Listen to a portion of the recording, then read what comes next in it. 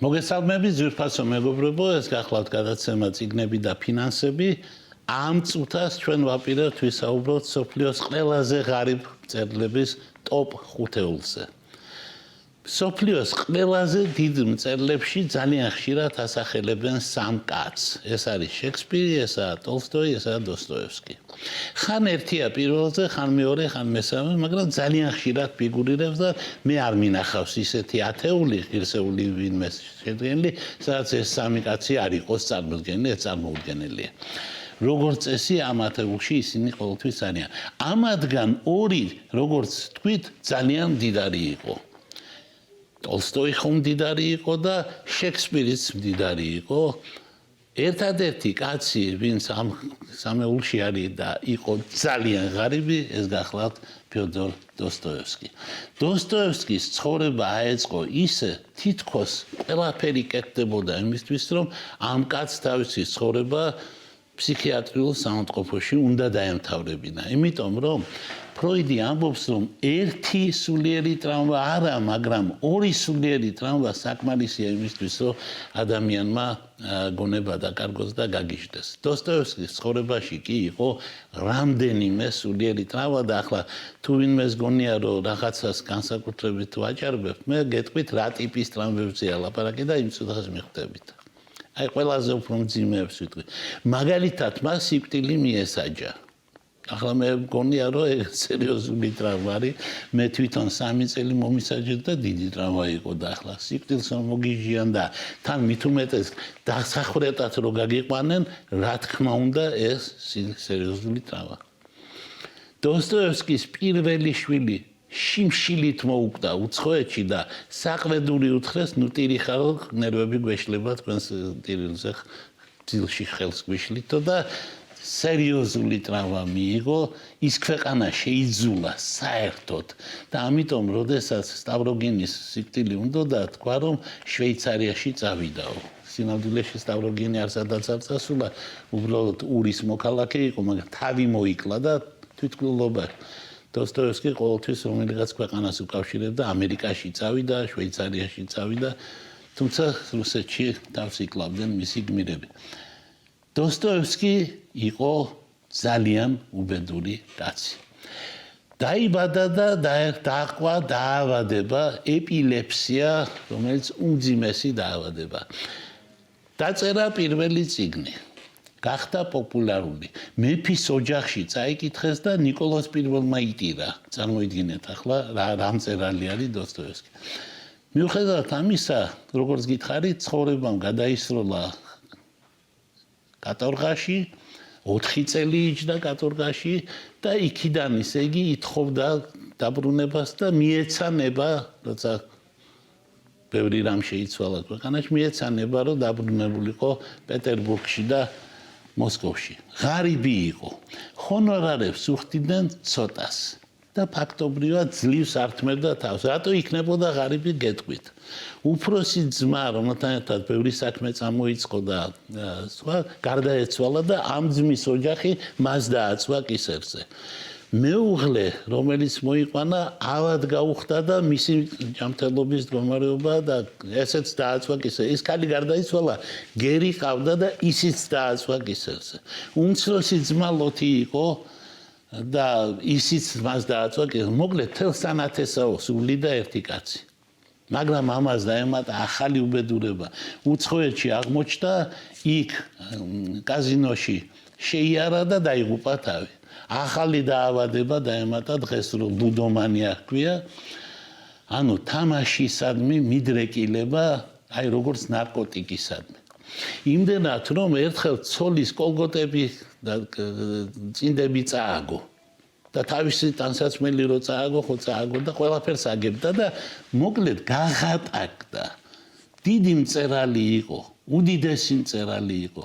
ჯერ ერთი ცოტას უხდიდნენ ჰონორარს და რასაც უხდიდნენ, არაფერი არ ყოფნიდა. ბოლოს მოიწერა წერილი, რომ 3000 მანეთი მას ესხეთო. პეტერბურგმა უარი უთხრა, მოსკოვმა უარი უთხრა. ყველას ხელი ჰქონდა ჩაქნეული, რომ ყველამ გაიგორო ეპილეფსია, ყველამ გაიგორო თამაშობს თან და რომ არაფერი არ ეშველება. და რომ ყველაფერს აგებს თან, რამდენიც უნდა მისცე, მაინც ააგებს. და არავინ არ გადაუხადა. სანამ ერთი სვერტლოვსკი იყო, ის მიხვდა, რომ კარგი შანსი იყო და დაუდო ხელშეკრულება, რომ თუ გადაიხდის ამ ვალს ესე იგი ხო კარგი თუ არ გადაიხდის და მაშინ ყველა საავტორო უფლება გადადიოდა ამ გამომცემლის ხელში. ამ პირობით მიცა 3000, რომელიც ერთ კვირაში წააგო კაზინოებში. მაგრამ იმდენად ღატაკი კაცი იყო, რომ იმ კაცმა რომ პირობა დაუდო, იმ პირობას ვერ ასრულებდა. იქ ერთ-ერთი პირობა ასეთი იყო, რომ თუ ფულს არ დააბრუნებდა, ერთი წიგნი უნდა დაეწერა, ერთი რომანი მაინც უნდა დაეწერა. და ბოლოს გაირკვა რომ 26 დღე აქვს რომანის დასაწერად. ამიტომ აიყვანა სტენოგრაფი ქალი, რომელსაც უკარ ნახა რომანი გამოვიდა არაუშავს ისეთი, ეს ლაპარაკია რომანზე, რომელსაც ქვია მოთამაშე. მაგრამ ყველაზე დიდი შედეგი იყო ის, რომ ის სტენოგრაფისტი ქალი, რომელიც 25 წლით უმცროსი იყო, მასზე ცოლად მოიყვანა და მოულოდნელად ამ ქალის ხელში ვალების გასტუმრება დაიწყო. ნუ ქალმა რა გააკეთა? პირველი, ჩამოიშორა ყველა ის ნათესავი, რომელსაც ინახავდა დოსტოევსკი. და იმათ უკვე აღარ ინახავდა დოსტოევსკის ოჯახი, იმიტომ თავის თავს მიხედა. მეორე რაც გააკეთა, ეს არის, რომ ცოტა აუწია ჰონორარი და მესამე რაც გააკეთა, დოსტოევსკიმ თამაშს თავი დაანება. როგორ მიაღწია ამას სნიტკინას ქალმა, შემდგომში დოსტოევსკიმ ჩვენ არ ვიცით, მაგრამ მან ამას მიაღწია. დოსტოევსკი სულ ბოლოს, როცა წერდა ძმებ კარამაზოვებს, იმდენი ვალი აღარ ქონდა და აღარ ჩქარობდა ამის წერის დროს. ჩვეულებრივ დოსტოევსკის ნაწერებს ეთყობა კიდევაც, რომ ნაჩქარებათაა დაწერილი და როცა ხარისხს უწუნებდნენ, ის ამბობდა იანი მასერუბა იყვევაც, მე იავნანის ოსტატი არა ვარო. რა თქმა უნდა, მას შეეძლო უფრო ოსტატურად ეწერა, მაგრამ დრო არ ქონდა ამისთვის, იმიტომ რომ სულ ვალები ქონდა გადასახდელი. ანუ ეს კაცი ოდნავ მაინც რო გამოკეთდა მისი მდგომარეობა, სწორედ მაშინ გარდაიცვალა. სხვათა შორის კიდევ ერთმა ტრავმამ სულიერმა მოსპო, იმიტომ რომ ყველაზე უფრო რო უყვარდა ის შვილი ალიოშა 3 წლის ასაკში გარდაეცვალა. ეს სიყვარულის სხვა ჩვენს გამოხატულია ძმებ კარამაზოვებში, იმიტომ რომ ყველაზე სიმპათიურ და ნათელ პერსონაჟს მისი შვილის ამ შვილის სახელი ქვია. სხვა ჩვენს მეუღლემ თქვა, კიდე კარგი რომ გარდაიცვალა, იმიტომ რომ დაენახა რომ მეფეს კლავდნენ რუსეთში, მაგას მაინც ვერ გადაიტანდაო, იმიტომ რომ დოსტოევსკი მოგეხსენებათ მონარქისტი იყო. ასე რომ მსოფლიოს ერთ-ერთი ყველაზე დიდი მწერალი, ერთ-ერთი ყველაზე ღარიბი მწერალიც იყო. მსოფლიოს კიდევ ერთი დიდი გენიოსი და მსოფლიოს ერთ-ერთი ყველაზე დიდი ავტორი, ყველა მსოფლიო მწერლების მიერ ყველა დროის საუკეთესო წიგნის ავტორი, დონ კიხოტის ავტორი, სერვანტესი უღარიბესი კაცი იყო. დაიბადა არისტოკრატულ ოჯახში, მაგრამ უკვე ღარიბები იყვნენ. ცოლი მოიყვანა ყოფილი მდიდარი ქალი და მაგის იმედი ჰქონდა, ისიც გაღატაკდა და მთელი ცხოვრება იყო ღარიბი. სად არ უმუშავი, ახლა იმის მიხედვით სად მუშაობდა, ყველა მიხვდება, რომ ძალიან ღარიბი იყო. ეს მსოფლიო გაქანების და უზარმაზარი მწერალი კაცი მაგალითად იყო სამხედრო მოსამსახურე იტალიაში. ესპანელი კაცი იტალიაში ჩაეწერა სამხედრო სამსახურში და მან მონაწილეობა მიიღო მსოფლიო ბედის გადამწყვეტ ბრძოლაში, რომელშიც მარცხენა ხელი დაუზიანდა, ფაქტობრივად ეს ხელი დაკარგა. ახლა ფიზიკურად ეკიდა ეს ხელი, მაგრამ არ მოძრაობდა. დაახლოებით ისეთ მდგომარეობაში ქონდა მარცხენა ხელი, როგორც ამხანაგ სტალინს, რომელიც ფაქტობრივად არ უმუშავებდა მარცხენა ხელი. ლეპანტოს ბრძოლაში, ესაა საზღვაო ბრძოლა თურქეთსა და იტალიას შორის, ევროპასა და თურქეთს შორის, სადაც თურქეთი დამარცხდა და ჯარები ყავდა უკვე მიყენებული პრაღაზე, რა ქვია, ვენაზე და პარიზზე და ევროპის ამღები იყო უკვე. როდესაც ამ საზღვაო ბრძოლაში დამარცხებამ ის გაანადგურა. სერვანტესი აქ მონაწილეობდა და როგორც გითხარით, ხელი დაკარგა. ამის შემდეგ ეს ღარიბი კაცი, რომელიც უხელოდ ახლა არც არმიაში აღარ ვარგო და საერთოდ ძმასთან ერთად გაიტაცეს ავაზაკებმა, მეკობრეებმა. და ალჟირში ყავდათ დატყვევებული და ოჯახისთვის ის უფროსი ძმა უფრო მნიშვნელოვანი იყო და ამიტომ პირველად ის გამოისყიდეს და ეს კიდე წლები იჯდა სანამ არ აგროვდა ფული და ძლივს გამოისყიდეს. ახლა რა გაატარა და როგორ სიღატაკეში და უბედურებაში იწყურა წარმოიდგინეთ. ვიღაცამ ხელი შეუწყო და თან დიდი მწერალია უკვე ყველა ხედავს და ხელი შეუწყო და ინტენდანტად დაინიშნა ესპანეთის არმიაში და ალბათ ყველა იფიქრებთ რომ აშენდა კაცი ჩვენთან ინტენდანტები ჯარს ვინც ამარაგებს სერიოზული ამბავია დიდი ტენდერები მილიონერი გახდა ხალხი და რა პრობლემა იყო და სერვანტესი ისეთი პატიოსანი იყო რომ მოატყუეს რა თქმა უნდა და ყველაფერთან ერთად ეს კაცი ციხეში აღმოჩნდა ჩვენ მადლობის მეტი რა გვეთქმის კიდე კარგი რო ციხეში აღმოჩნდა იმიტომ რომ სწორედ ციხეში წამოიწყო უჩვეულო რომანის დონ კიხოტეს წერა დონ კიხოტეს ახლა ასე ვამბობთ იმიტომ რომ გვინდა რომ ესპანურად როგორ ჟღერს ის მას დაუბრუნდეთ დონ კიხოტი კი არა დონ კიხოტე არის სწორი ფორმა და ამიტომ ცდილობენ ამის დაბრუნებას მოკლედ დონ კიხოტე დაწერა და იმდენად მაგარი იყო რომ სოფლიოს უამრავ ენაზე ითარგმნა და მაგ დროს უნდა გამდიდრებულიყო, მაგრამ მაგ დროსაც ვერ გამდიდრდა, მაგის ბედიც არ აღმოაჩნდა. ერთი კარგი შანსი იყო, ერთი დიდი გემი დაიტვირთა დონ კიხოტეთი და წავიდა სამხრეთ ამერიკაში, სადაც იგი ესპანურენოვან ქვეყანებში ხო წარმოგიდგენიათ როგორ გასაღდებოდა და შეიძლებოდა ორი კაპიკი ენახა, მატერიალური სიკეთე ენახა მაგრამ მაგის ბედიც არ აღმოაჩნდა ეს გემი ჩაიძირა და დაიღუპა. დღეს დონ კიხოტს მოაქვს შემოსავალი იმას რომ დარჩენოდა შთამომავალი მილიარდერი იქნებოდა. როგორც მილიარდერი გახდა დოსტოევსკის შთამომავალი. ერთადერთი შთამომავალი ყავს სახელს გვარს და მამის სახელს ყველაფერს იმეორებს ფიოდორ მიხაილოვიჩ დოსტოევსკი არსებობს დღესაც.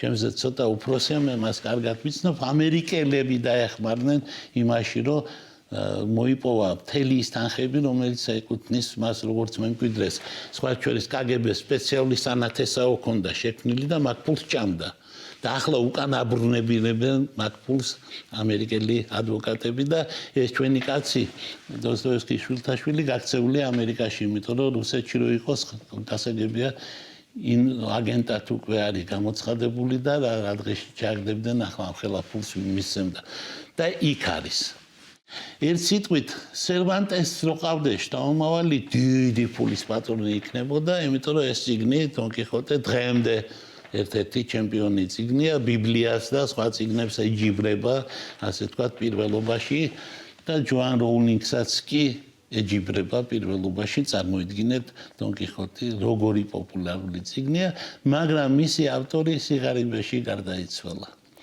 ერთი საყვარლისგან ქალიშვილი ყავდა და ცოტა ხანი მისი ხაზი მიდიოდა და ისიც დამთავრდა მე-20 საუკუნეში და აღარავინ არ დარჩა იმ საერთო სიყვარულისა და პატივისცემის გარდა რომელიც აქვს მთელს ესპანურენოვან სამყაროში და მთელ დანარჩენ მსოფლიოში როგორც უდიდეს ავტორს. მოკლედ ერთ-ერთი პირველი დიდი მწერალი მსოფლიოში უღარიბესი კაცი იყო. გაგიკვირდებათ და მსოფლიოს ყავს ჩემპიონი წიგნების გამოცემის საქმეში. მწერალი რომელიც ხანდახან წელიწადში 3, 4 და ერთი წელიწადი 5 რომანის დაწერა მოახერხა ეს არის ონორე დე ბალზაკი კაცი რომელიც რო გადახედო მის 30 ტომეულს და 40 ტომეულს და ასე შემდეგ უნდა ყოფილიყო მსოფლიოს უმდიდრესი კაცი მაგრამ შიმშილით ამოხდა მაგასაც სული ახლა ვიღაცა სურათი ექნება ნანახი ცოტა ჩაპუტკუნებული კაცი იყო და იტყვია რომ იყო მშიერი არ იქნებოდა არ დაიჯეროთ ხალხო მშიერი იყო და სიმსუქნესაც შეეხება სიმსუქნის ხასიათიც ცნობილია დღეში 20 ჭიქა ყავას ცვამ და 20 ჭიქა ყავა არის სულ ცოტა 20 კოვზი და მაგათქმილი უყვარდა მეტი კოვზი შაქარი. აქედანაა სიმსუქნე.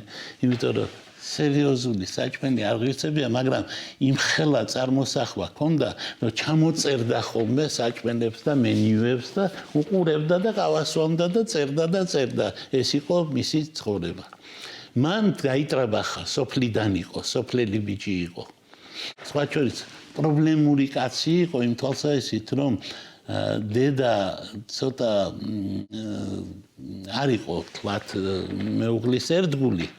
მეუღლე კი მამამისი იყო გლეხი, რომელიც გახდა არისტოკრატი. ანუ რევოლუცია მოხდა და არისტოკრატობა არავის არ გირდებოდა, მაგრამ იმას დახარვდა ფული იშოვა არისტოკრატების სახლების კითხვა-გაყიდვით რევოლუციის დროს, კომისარი იყო და ასე შემდეგ. ფული იშოვა და ბალსა იყო გვარად და ბალზაკად გადააკეთა. მე-18 საუკუნეში ფრანგებს ყავდათ მწერალი ბალზაკი და ბალზაკს რო იტყოდი, ყველა იმას გულისხმობდა, ახლა ის არავის არ ახსოვს, ბალზაკს რო იტყვი, გადაკეთებულ გვარიანი ონორე ბალსა, ონორე დე ბალზაკი ახსენდება ყველას. ასე დაჩრდილა იმის დიდება. დედა მამას ღალატობდა, ბალზაკი ამის გამო დაკომპლექსდა და ყველა საყვარელი ყავდა მასზე უფროსი. ბოლოს ცოლი მოიყვანა, ისიც მასზე უფროსი იყო. და ქალებით ვერ გაიგნო გზა. დაიტრაბახა, ვიქნები სახელგანთქმული და მდიდარიო. მთელი პარიზი გამიცნობს, აქ შეეშალა, მთელმა პარიზმა კი არა, მთელმა მსოფლიომ გაიცნო, როგორც ნომერი პირველი მწერალი, 300 რომანის ავტორი, რაღაცა ფანტასტიკური, ყველა რეკორდის მოხსნელი კაცია. თან მოიფიქრა, რომ მისი პერსონაჟები რომანიდან რომანში გადადიან, ბერდებიან, მთელი ამბები ხდება.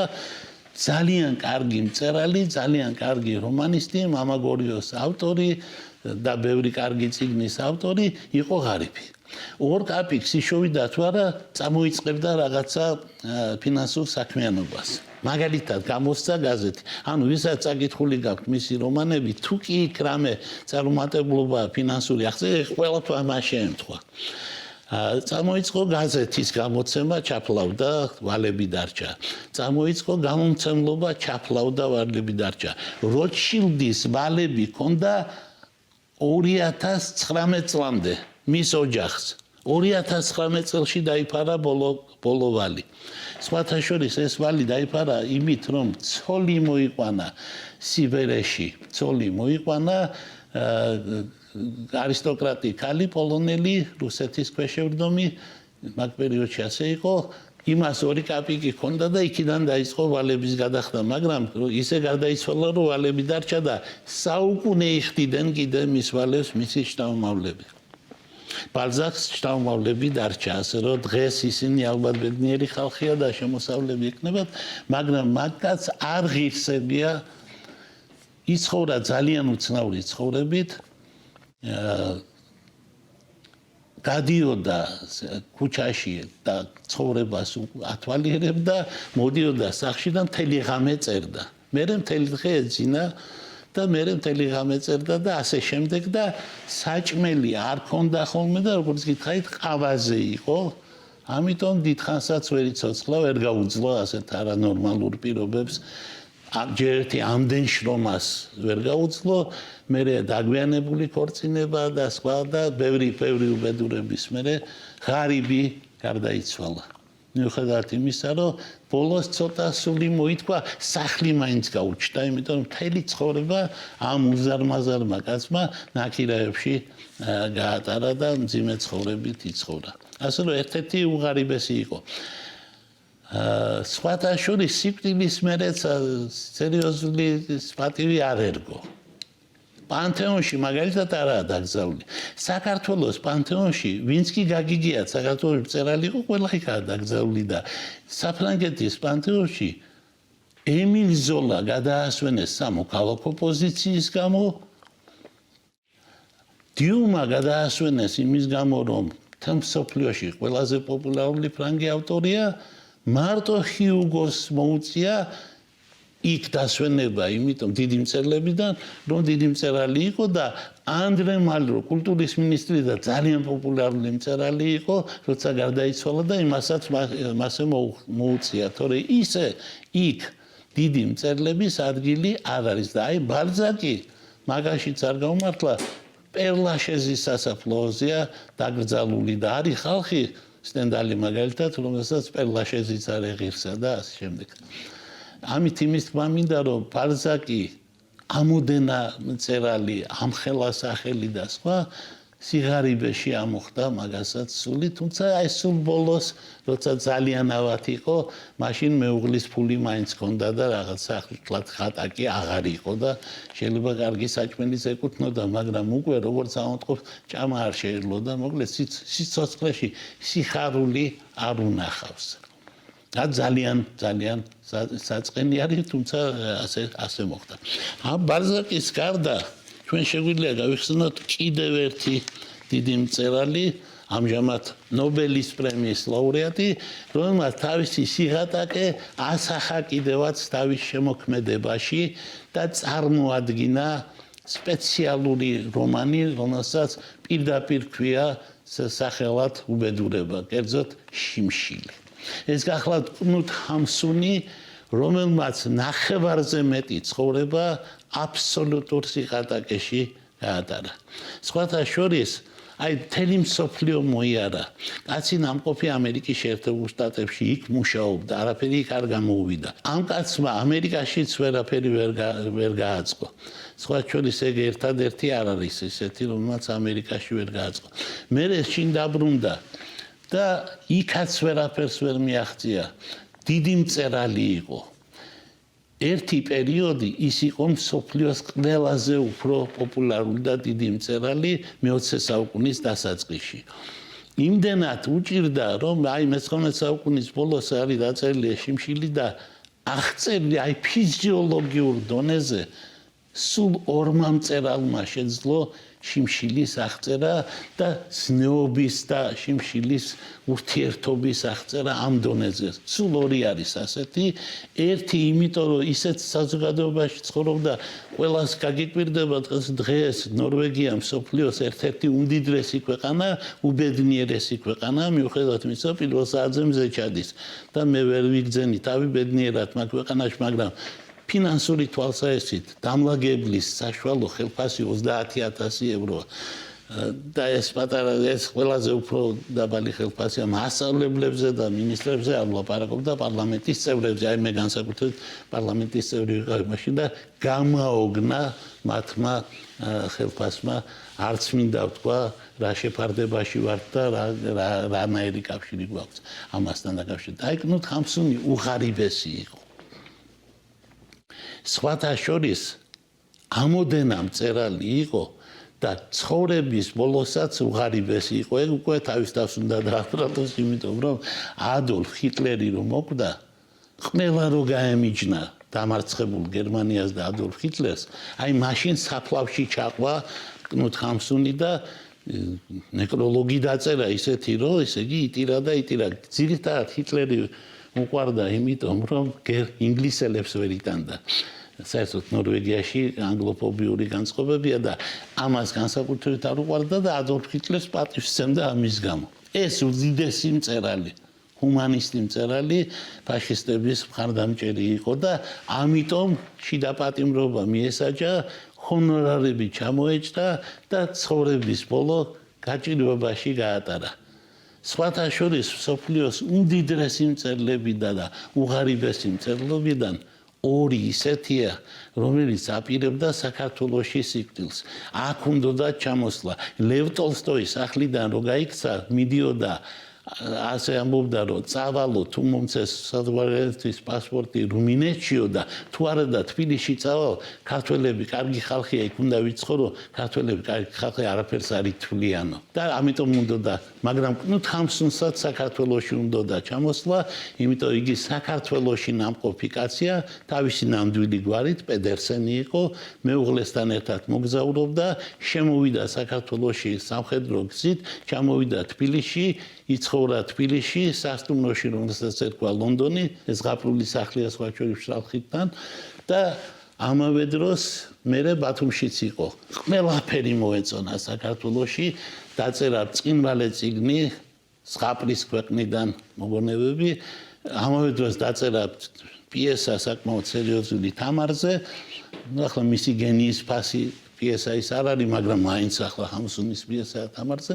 ქართველები ყველაფერი მოეწონა ჩვენთან ჰიგიენის გარდა, ცოტა ტუალეტებმა შეაწუხა და ერთ-ორ ადგილას უცნაური რამ აქვს, ნათქვამი, თითქოს ცხენის ხორცს ჭამდით ჩვენ, რაღაცა შეეშალა აშკარად ჩრდილო კავკასიაში, მაგრამ მაინც ძალიან მაგარი წიგნია, ძალიან მაგარი წიგნია. და ძალიან მაგარი კაცი იყო. სხვა შორის ჩამოვიდა ისე, რომ არავისთვის არ უთქვამს, რომ დიდი მწერალი ჰამსუნი არის ჩამოსული, ამიტომ საქართველოში მწერლებს და ასეთებს არ შეხვედრია.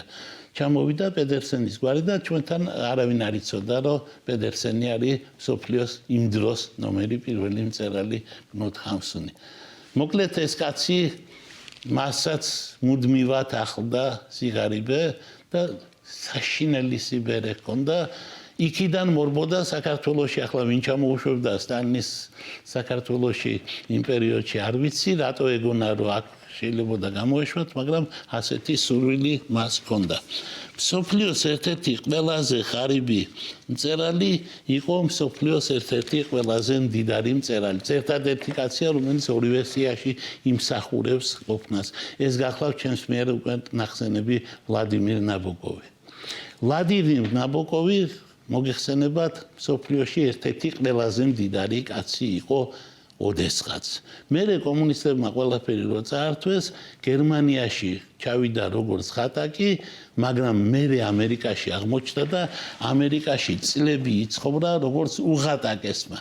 შვილი სკოლაში რომ მიდიოდა, ვერ ასახელებდა მისამართს, იმიტომ რომ ვერ იმახსოვრებდა ისე ხშირად ითვლიდნენ, იმიტომ რომ ამერიკული ტრადიცია არის, რომ ბოლო თვე შეიძლება არ გადაიხადოს კაცმა და როგორც წესი, ბინისკირა, როგორც წესი ასეც იქცევა ბევრი. აი ეს კაცი ისეთი ღარიბი იყო, რომ ყველაზე უფრო რაც ეზიზღებოდა ლექციების კითხვა იმას ეწეოდა, ამ საქმიანობას ეწეოდა. მე მიყვარს ლექციების კითხვა, მაგრამ მაგას არ უყვარდა. ჩემზე 1000-ჯერ უკეთესი ლექტორი იყო, საერთოდ მსოფლიო ისტორიაში ერთ-ერთი ყველაზე კარგი ლექტორი იყო ნაბოკოვი, მაგრამ როგორც კი პირველი ფული იშოვა, იმ წუთას შეწყვიტა ლექტორობა, იმ წუთას დაივიწყა ამერიკა და ევროპაში გაიქცა. რა კაცი იყო, გეტყვით. ლევ ტოლსტოი უყვარდა ძალიან და საერთოდ ხატოვანი კაცი იყო და აიღებდა დარბაზს, ჩააბნელებდა ყველაფერს, შავ ფარდებს დაკიდებდა და სინათლეს გამორთავდა, იკითხავდა ეს რა არის. სტუდენტებს უნდა ეთქვათ, რომ ესაა დოსტოევსკი. მერე ერთ სანთელს აანთებდა და იკითხავდა, ეს რა არის. სტუდენტებს უნდა ეთქვათ, რომ ესაა გოგოლი. მერე აანთებდა რამდენიმე სინათლეს აანთებდა, იკითხავდა ესა, უნდა გეთქვათ, რომ ეს ჩეხოვია და მერე აანთებდა სინათლეს. გააღებდა ყველა ფანჯარას, ჩამოხსნიდა ყველა შავ ფარდას, შემოიჭრებოდა 5000 ლუმენი სინათლე, ლუქსი რაღაცა და იკითხავდა ეს რა არის და გაებედა ვინმეს და არ ეთქვა, რომ ესაა ტოლსტოი, მოკლავდა სუკულას დახოცავდა. ასეთი კაცი იყო, ძალიან ღარიბი იყო, მაგრამ არ შეეძლო ფული ეშოვნა. ვერაფრით, სანამ არ მოიფიქრა, ბოლოს და ბოლოს რომ დაწერა კომერციულად მოგებიანი წიგნი და გახდა შედარებით მდიდარი. ეს იყო გადაცემა წიგნები და ფინანსები, ჩვენ ვისაუბრეთ მსოფლიოს ყველაზე ღარიბ მწერლებზე. მთელი მსოფლიო სავსეა ღარიბი მწერლები, ბევრი ვინმე შეიძლება ამ სიაში მოხვედრილიყო. დიდი მადლობა ყურადღებისთვის.